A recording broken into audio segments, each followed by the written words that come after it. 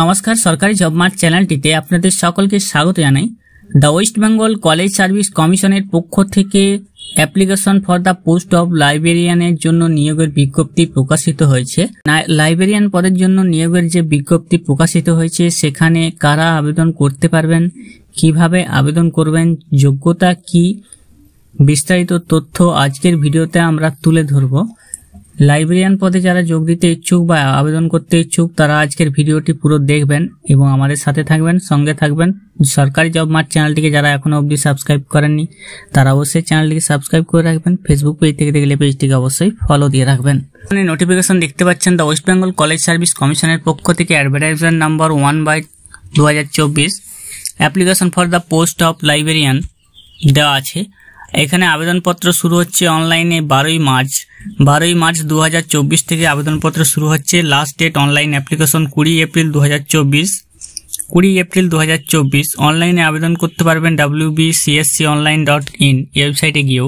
West Bengal application are invited from Indian সিটিজেনদের কাছ থেকে আবেদনপত্র চাওয়া হচ্ছে লাইব্রেরিয়ান পদের জন্য। পোস্ট নেম হচ্ছে librarian in state aided general degree college in West Bengal. General degree college in West বেঙ্গলের মধ্যে লাইব্রেরিয়ান পদের নিয়োগ হবে। ভ্যাকেন্সি এখানে বলা আছে কোনো ভ্যাকেন্সির, কিন্তু ভ্যাকেন্সি যেটা দেওয়া আছে এখানে বলা নেই যে ভ্যাকেন্সি কত আছে। The vacancy calculation shall be done in accordance with the terms laid down in the West Bengal college service commission.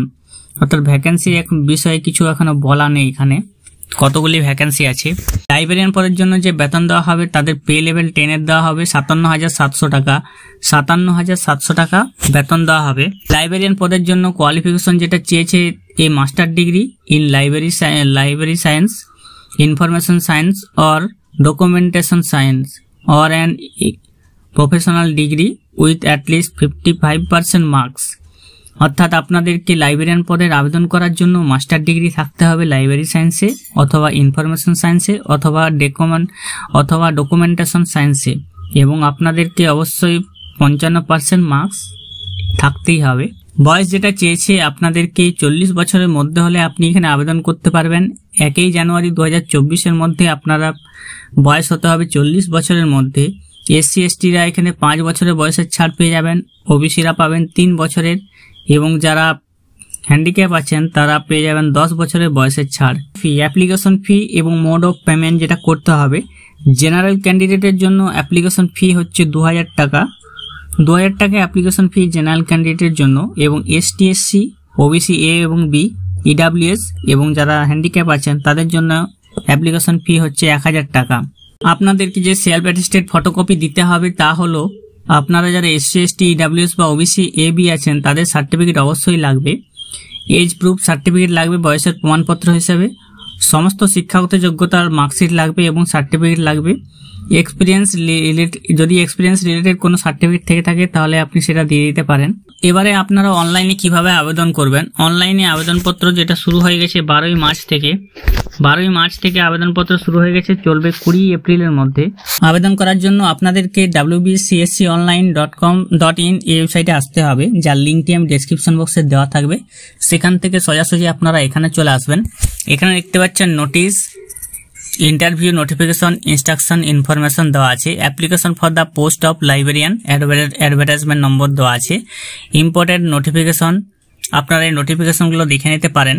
এখানে যে নোটিফিকেশনগুলো আছে সেগুলো আপনারা ডাউনলোড করে নিতে পারেন। ডাউনলোড করে আপনারা সমস্ত কিছু দেখে আপনারা আবেদন করবেন।